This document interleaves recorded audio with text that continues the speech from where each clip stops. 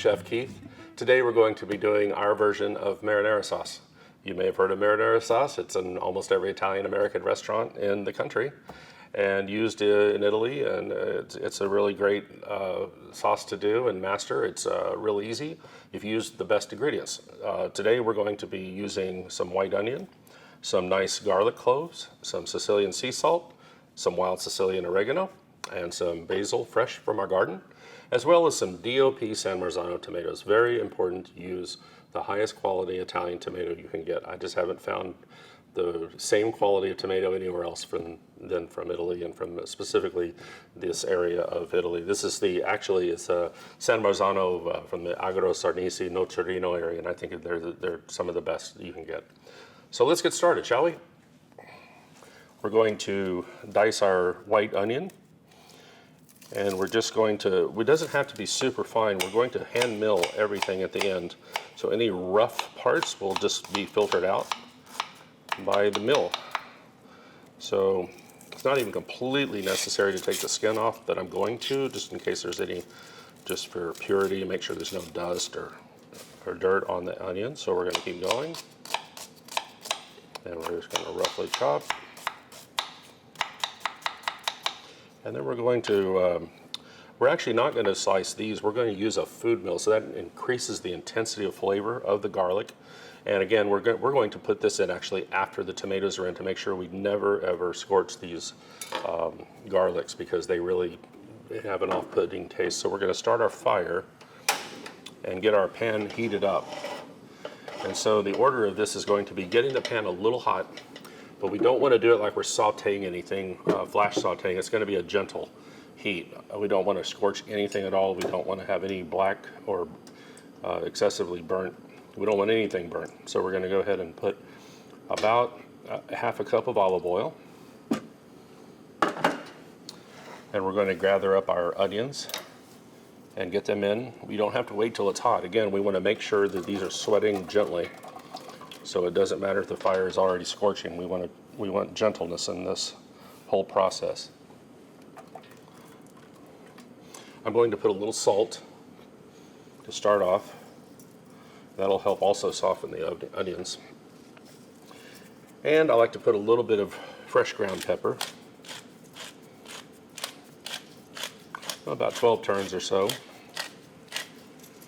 And we're not going to put any of the oregano in yet, or the garlic, or the basil, until we get this sweating. So we're just sweating this off right now, and it'll probably take about 3 minutes, and we'll add all the other ingredients, starting with the tomatoes.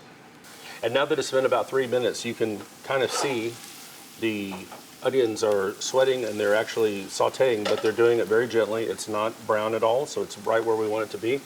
We're going to add our can of tomatoes, and I'm going to lower it a little bit and then go in so it doesn't splash quite as much, hopefully.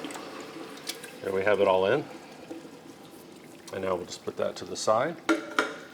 We'll give it a quick stir to make sure the onions are off the bottom, so when we turn up the heat a little, it will actually not burn anything, and all the moisture is in there from the tomatoes. So unless you walk away from your pot for 10 or 15 minutes on high heat, you're not going to scorch anything now. And now we're going to let that go and come up to a gentle boil, and that should just take a few minutes. That's a large 6.5 pound, 6 pound, 10 ounce can, so we're going to use about 4 cloves. And we can actually put the garlic in while we're waiting for it to come to a simmer. We'll go ahead and lay that across there to have more stability, and we'll just go across. I love microplanes for garlic. They really intensify the flavor. You don't just sit and try to chop everything so finely. You can just let this do the work for you. Actually, since everything's going to be milled, you can leave the back part of the garlic in. It's hard to finish grating. It's all going to be milled out. And then we'll give that a nice tap, get the rest of the garlic off. We'll move that to the side, and we'll stir this around. So here we are, it's starting to come up to a simmer. So we will go ahead and add our about 2 teaspoons of dried or sieved oregano. We get the bags with the whole stem and everything from Sicily. And so we take all the leaves off, and there's usually inevitably a few stems that are sticking there, so we use a typical strainer, just kind of rub it through. Not too fine, because you want a little bit of a hole in the strainer so that you can actually get the leaves through. They come apart in little pieces, but it keeps the stems away. And some of the stems are so thin that they can actually go through the food mill. So we like to just make sure and sieve the oregano leaves. So now I'm going to smelling delicious. So now we're going to add the basil, and we're going to put it in now too, not wait till the end. I really want to get the basil infused into the tomato sauce. And like many recipes, we don't use any sugar. We think that the Italian tomatoes are sweet enough on their own, and the addition of the basil really gives it a nice sweet aroma, a sweet basil aroma, with that little touch of anisey loveliness in there. So it's a really good addition to marinara. Some people don't use any spices. Some people use just oregano. I like the combination of oregano and basil. Something dried from Sicily, the oregano, and something very fresh from our garden. And so we're going to just let this simmer now for about 20 minutes, and then we're going to mill it, and it's going to be, I hope, delicious. We'll see. And now that it's been 20 minutes, we're going to take a look at it. It's nice and juicy. The aromas are lovely. I can smell that basil. It's really coming out nicely. So we're going to go ahead and get started on our milling process, which is actually quite easy. We're just going to put this kind of really close, and that's the easiest thing to do. You use a ladle and just start milling. Well, actually start filling up your mill, and then we'll mill it. And this is really the nicest and gentlest way to treat marinara. And you'll see all these big chunks of tomatoes and the leaves, and all be left behind. The tomatoes will be broken down, and the lovely pulp will go through, and the juices. And then it'll leave behind the tough fiber, or the basil stems or leaves, and any chunks of garlic or anything that got through. Onions that'll be left behind, but all the flavor will be extracted with the mill gently.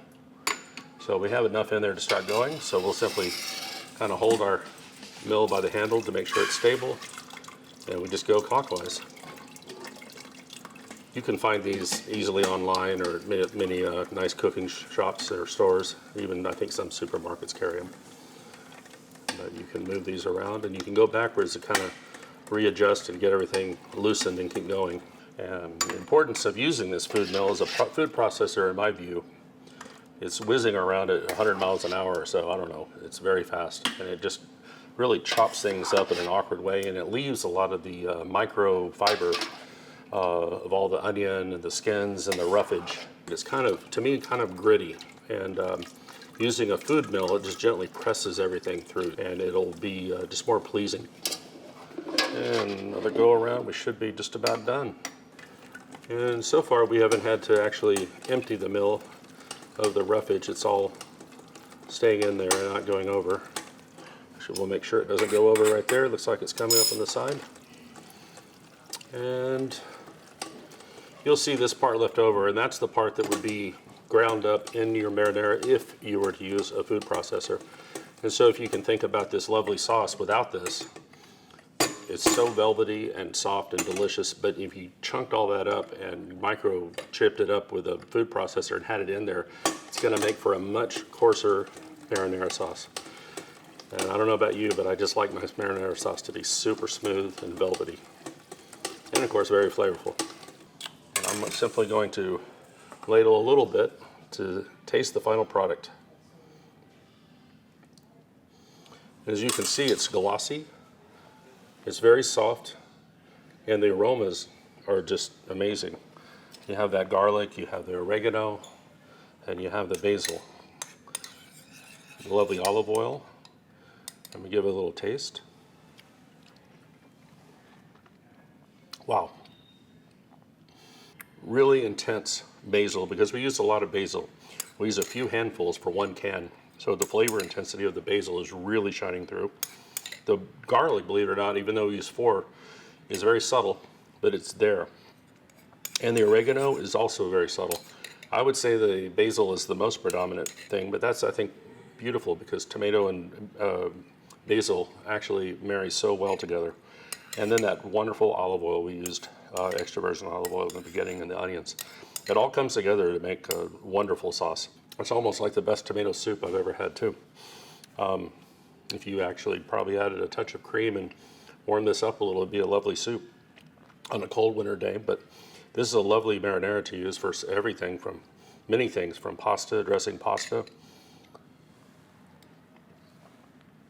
meatballs and spaghetti for those who like that. But it's just a lovely dish. I love using this marinara and a linguine pescatore, which has a variety of seafoods. And it just has a lovely combination with mussels and clams and shrimp. And of course it goes well with most savory, meaty things as well. So I hope you enjoyed this episode. If you like this, please like and subscribe. And leave a comment. We'd love to hear from you how you like this marinara recipe. It's my favorite. I've developed it over 10 years of multiple trips to Italy and trying and experimenting, and this is my favorite I've come up with so far. So buon appetito. Delicioso.